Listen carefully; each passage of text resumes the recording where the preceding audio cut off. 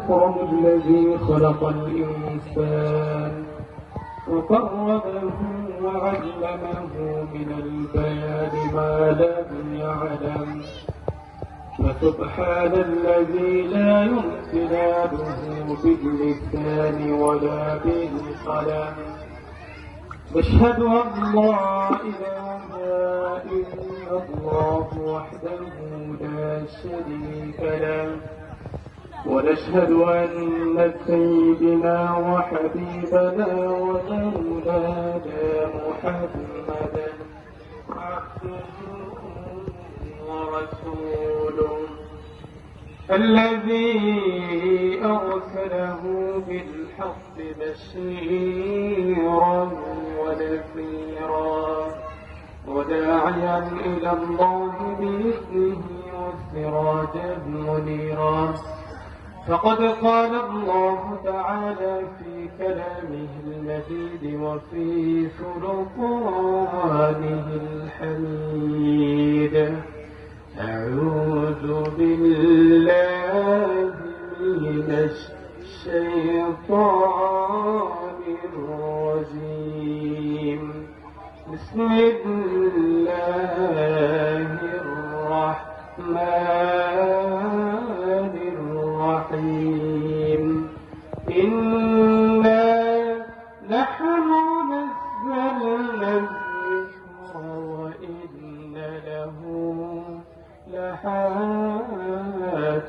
لحافظون. وقال تعالى: إن الله وملائكته يصلون على النبي يا أيها الذين آمنوا صلوا عليه وسلموا تسليما. بلغ العلا بكماله كشف الدجى بجماله حصلت جميع خصاله.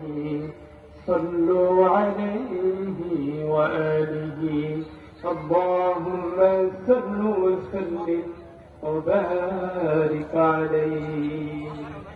আলহামদুলিল্লাহ, ঐতিহ্যবাহী আলেমের দরবার শরীফে ২৭তম বার্ষিক তাফসীর কোরআন মাহফিলের শুরু লগ্নে আল্লাহ সুবহানাহু ওয়া তাআলার কাছে প্রশংসা করছি যে আল্লাহ রাব্বুল আলামিন আমাদেরকে এরকম বিশাল একটি আয়োজনকে আঞ্জাম দিয়ে এই পর্যন্ত নিয়ে আসার তৌফিক সুযোগ দান করেছেন। আমরা যারা উপস্থিত হয়েছি, উপস্থিত হওয়ার তৌফিক দান করেছেন, শুকর করছি আলহামদুলিল্লাহ। দুরূদ ও সালাম পেশ করছি মানবতার দেশের আশরাফুল আম্বিয়া সাইয়্যিদুল মুরসালিন রাহমাতাল লিল আলামিন নবী মুহাম্মদুর রাসূলুল্লাহ সাল্লাল্লাহু আলাইহি ওয়াসাল্লামের উপরে। পেশ হতে আল্লাহ সুবহানাহু ওয়া তাআলা কালামুল্লাহ শরীফ পবিত্র কোরআন মাজিদ দান করেছেন আমাদেরকে জাহান্নাম থেকে বাঁচিয়ে জান্নাতি করার জন্য, শয়তানের রাস্তা থেকে বাঁচিয়ে আল্লাহমুখী করার জন্য। আল্লাহ তাআলা কোরআন মাজিদ নাযিল করেছেন। আল্লাহ তাআলা বলছেন: ইন্না আনসালনা ইলাইকাল কিতাবা তিবয়ানান লিকুল্লি শাই।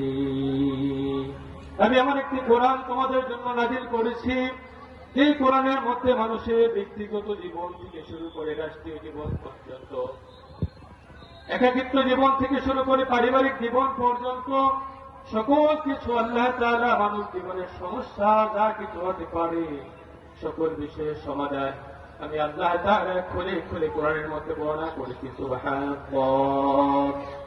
আল্লাহ সুবহানাহু ওয়া তাআলা মানব জাতিকে হেদায়েত